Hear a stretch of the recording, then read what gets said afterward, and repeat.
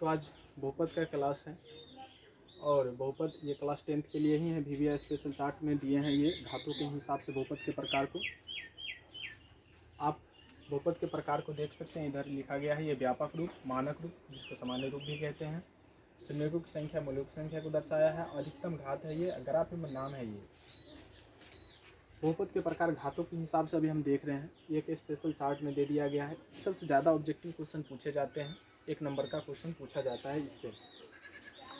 पहला है अचर बहुपद, नियतांक या स्थिरांक बहुपद। इसका व्यापक रूप क्या होता है? x बराबर ये, मतलब ये x चर में होगा, ठीक है। हमको दिखाई वहाँ पे नहीं देता है, लेकिन वहाँ पे ऐसा है कुछ, ax पे पावर 0। आप तो जानते हैं किसी भी संख्या पे पावर 0 उसका मान क्या होता है? 1 होता है घातांक रूल के हिसाब से। तो 1 को a से गुना करेंगे तो सीधा a होगा, ठीक है। x बराबर a नॉट इक्वल 0, मतलब a का मान 0 के बराबर नहीं होगा। अगर वो हो जाता है तो वो शून्य बहुपद कहलाएगा, ठीक है। इसके कोई शून्यक नहीं होते, इसका अधिकतम घात 0 होता है और ग्राफ आप देख सकते हैं, इसका ग्राफ क्षैतिज रेखा को दिखाता है, ठीक है। एक घातीय बहुपद या रैखिक बहुपद। रैखिक बहुपद का चर्चा ज़्यादातर होता है, मतलब 9th के क्लास में हम लोग सीख चुके होते हैं, 10th में भी इसका थोड़ा बहुत चर्चा है। एक घातीय बहुपद या रैखिक बहुपद का व्यापक रूप जो होता है px बराबर ax plus b A not equal 0, मतलब हम x चर में दे रहे हैं। अगर py लिखते हैं तो y चर में आपको बोलना पड़ेगा। px बराबर ax plus b A not equal 0, मतलब क्या? a का मान 0 के बराबर नहीं होना चाहिए। अगर a का मान 0 के बराबर हो जाता है तो 0 को x से गुना करेंगे तो 0, और 0 में b को जोड़ेंगे तो b, यानी वो एक अचर बहुपद हो जाएगा। और हमको रैखिक बहुपद का व्यापक रूप निकालना है, इसलिए उसका जो x का जो गुणांक होगा ना, जो उसका अधिकतम पावर होता है, उसका जो गुणांक होगा वो कभी भी 0 के बराबर नहीं होना चाहिए। तो ax plus b A not equal 0। इसके कितने शून्यक होते हैं? एक ही शून्यक होते हैं, उसको अल्फा द्वारा दिखाया जाता है सामान्यतः, तो हम यहाँ पे लिख दिए हैं। अधिकतम घात क्या होता है? 1।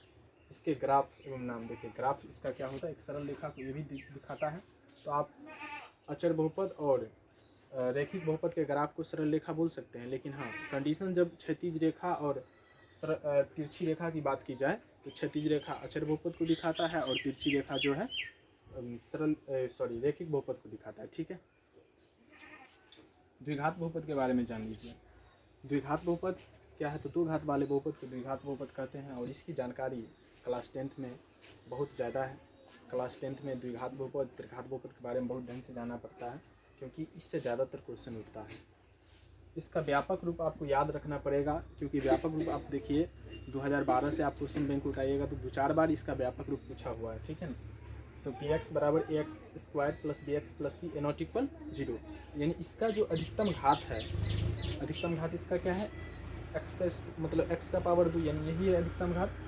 और इसका जो गुणांक होगा वो 0 नहीं होना चाहिए, यानी x का जो गुणांक है वो 0 नहीं होना चाहिए। फर्स्ट वाले यानी एक्स स्क्वायर का जो गुणांक है वो 0 के बराबर नहीं होना चाहिए।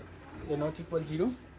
इसके कितने शून्यक होते हैं? इसके 2 शून्यक होते हैं, अल्फा और बीटा।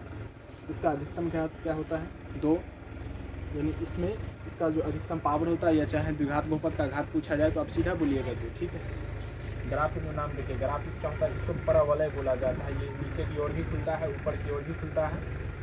इसको 4/4 में आप खोल सकते हैं, एक्स अक्ष पे भी ये रहता है। तो ये इसका एक कंडीशन है, जो कंडीशन हम बाद में आपको बताएंगे। द्विघात बहुपद के ग्राफ के लिए हम कंडीशन, आपको एक स्पेशल कंडीशन देंगे, वो बाद में देंगे, ठीक है।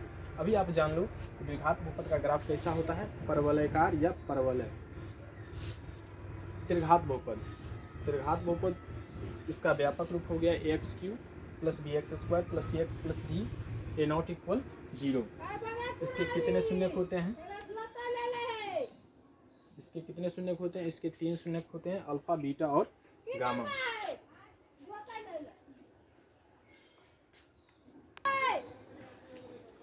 त्रिघात बहुपद का अधिकतम घात कितना होता है? 3 होता है। त्रिघात बहुपद का ग्राफ देखिए आप, ग्राफ है वो नाम है उसके, ये इसका ग्राफ जो होता है एक एस के आकार का होता है। वो एक मूल बिंदु से गुजरता है हमेशा, वो ऊपर से भी रहता है और ये साइड से भी आप देख रहे हैं, जैसे ये इस प्रकार भी रहता है। तो ये इसका एक जो अथी रेखा है, लाइन जो है, वो मूल बिंदु से गुजरता ही है, एस के आकार का होता है। इसका नाम अविरल और रैखिक है। क्या है? अविरल और रैखिक। कोई पूछे आपको त्रिघात बहुपद का ग्राफ क्या होता है, तो आप डायरेक्ट बोलिएगा अविरल और रैखिक। हाँ, एक बात और, आपको अगर जैसे कि ये तो व्यापक रूप है और इसका ऐसे ग्राफ है। अगर आपको क्वेश्चन ऐसे पूछ दिया कि x² + 2x + 3 का ग्राफ कैसा होगा, तो आप बेहिचक बोलिएगा इसका ग्राफ परवलय होता है या परवलयकार।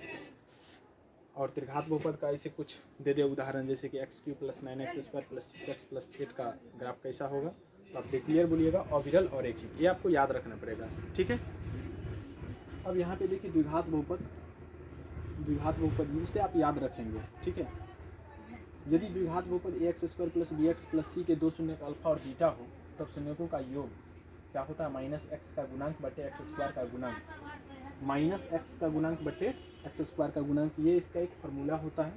ठीक है, इसको हम शॉर्ट में लिखते हैं अल्फा + बीटा बराबर -b/a, क्योंकि आप जानते हैं द्विघात बहुपद के दो ही शून्यक होते हैं, अल्फा और बीटा, तो उसके शून्यकों का योग अर्थात अल्फा + बीटा बराबर -b/a, शून्यकों का गुणनफल अचर पद बट्टा x² का गुणांक अर्थात अल्फा × बीटा बराबर c/a। ठीक है,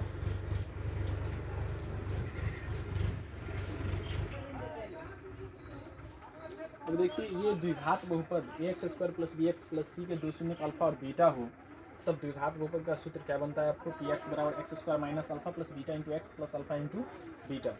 आपको सूत्र बोलना है px इक्वल टू, यानी x चर में हम बता रहे हैं, अगर py इक्वल टू बोलेंगे तो आप y चर में बोलेंगे। ठीक है ना, तो px बराबर x² - alpha + beta × x + alpha × beta. ठीक है, द्विघात बहुपद का गुणनखंड होता है px equal to x - alpha × x - beta, और ये दोनों से इक्वेशन आ सकता है, आप ये दोनों से क्वेश्चन बना सकते हैं। इसमें समय का बचत कब होगा से वो बता देते हैं। देखिए, जब आपको अल्फा और बीटा दिया रहे तब कहीं द्विघात बहुपद को ज्ञात करें, तो डायरेक्ट इस पर बैठा दीजिए आप, क्योंकि इससे भी आप जब आप इसका दोनों का मल्टीप्लाई करेंगे तो यही फॉर्म आ जाता है। ठीक है, हम दोनों को अलग अलग एक गुणनखंड रूप में दे दिए और एक सूत्र के रूप में दे दिए।